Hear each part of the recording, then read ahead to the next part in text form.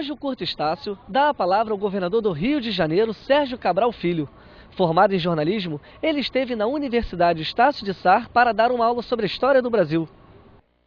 O jornalismo ele entrou na minha vida ao nascer, né? O meu pai é jornalista, um jornalista militante, que começou muito cedo como jornalista, e quando eu nasci, em 63, o Cabral já era jornalista e a casa já era visitada por jornalistas, por intelectuais, e essa foi a minha vida enquanto morei com meus pais, quer dizer, uma casa muito ligada à cultura. O Cabral, o pai, é um jornalista, aliás, a Estácio produziu a biografia dele, né? Então, uma pessoa muito ligada à música, muito ligada à cultura do Rio, muito ligada ao esporte, muito ligada ao cinema. Então, isso combinando com um período de dificuldades no Brasil, né? O Brasil é um país de pouca tradição democrática. Isso é importante ser ressaltado em rápidas palavras. O Brasil passa o século XX com poucos momentos de democracia plena, não é? Primeira vez que os brasileiros votam efetivamente, onde as mulheres, por exemplo, pela primeira vez votaram para presidente da República, foi em 1946. Não é? E a primeira Constituição, a proclamação da República foi em 89, 1889. Então, nós passamos a primeira metade do século XX sem democracia, e ela só vem com o final da Segunda Guerra Mundial.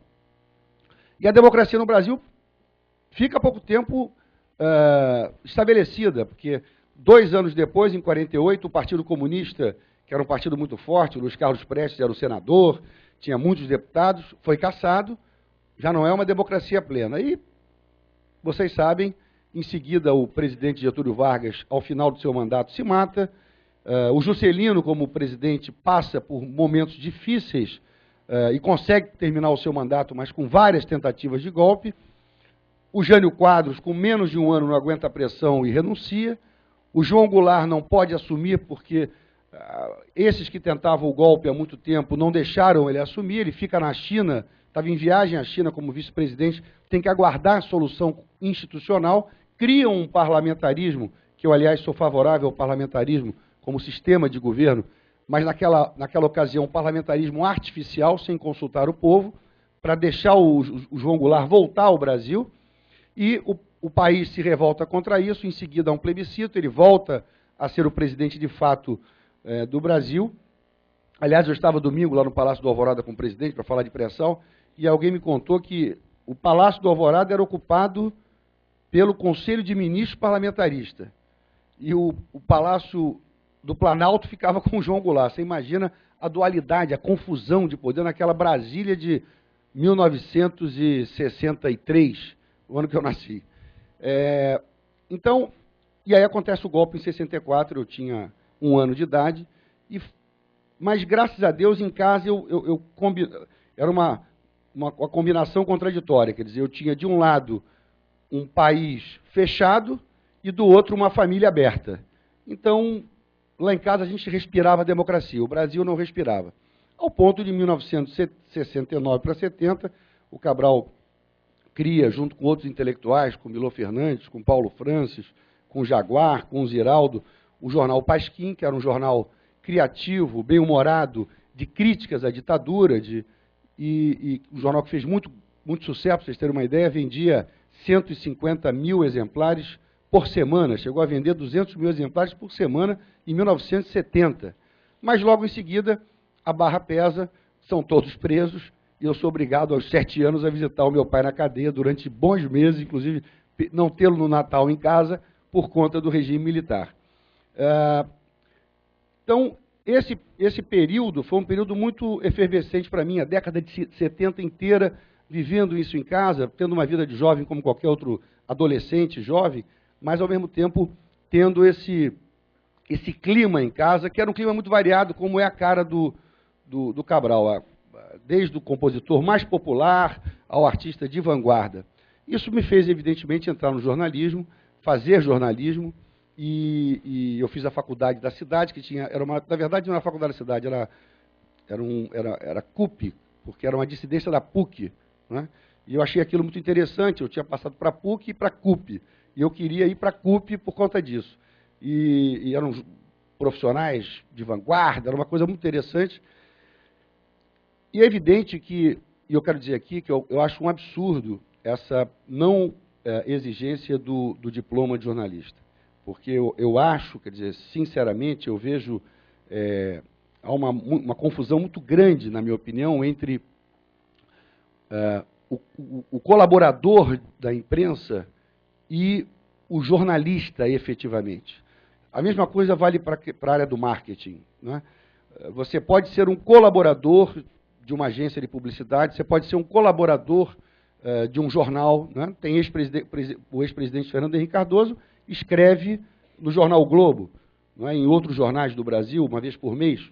Ótimo. Um economista americano, um economista brasileiro, contribui para um jornal A, jornal B. Agora, o repórter, aquele que vai apurar a matéria, aquele que é obrigado, como o Genilson, que sai todo dia em busca da informação, esse, quer dizer, que vai entrevistar o governador, o prefeito, que vai cobrir um crime, que vai cobrir uma questão ambiental, que vai cobrir um tema cultural, esse precisa, seja com o microfone e a tela da e a câmera de televisão, seja o profissional do rádio, seja o profissional hoje da internet, há que se ter toda uma formação específica, que para mim foi muito importante. Eu, ao mesmo tempo que militava, me formava em comunicação e militava em comunicação, também militava na política. Eu era um engajado desde os meus 16, 17 anos. Então a política veio naturalmente para mim. Quer dizer, eu passei pelo Jornal O Dia, passei pela Rádio Tupi, por algumas experiências jornalísticas, mas aquilo não, sinceramente, o que mais falava ao meu coração era, de fato, a política. Pela Rádio Globo, mas o que me fascinava mais era, de fato, a vida, a atividade pública. Quando eu vou para o setor público, muito garoto, como diretor da empresa de turismo do Estado, aí a fascinação foi maior. Mas nunca deixei de trabalhar como profissional de comunicação. Aí passei a ser convidado, não é, pelas empresas de comunicação para trabalhar colaborando, não como um repórter, não como um profissional da apuração diária. Participava de debates, tinha uma coluna no jornal, escrevia um artigo aqui ou acolá, mas era diferente de uma época em que você é obrigado a estar ralando todo dia. O dia a dia do jornalismo é diferente de alguém que colabora para aquele veículo, né? Tive uma experiência também muito interessante, muito forte, que talvez tenha unido a comunicação com a política, logo depois do regime militar, na verdade ainda no regime militar, mas com a mudança da lei, com a aprovação da lei da anistia, em 79 para 80, eu tinha 17 anos, e os intelectuais se organizavam para a vinda desses exilados e, ao mesmo tempo, discutir o Brasil para frente.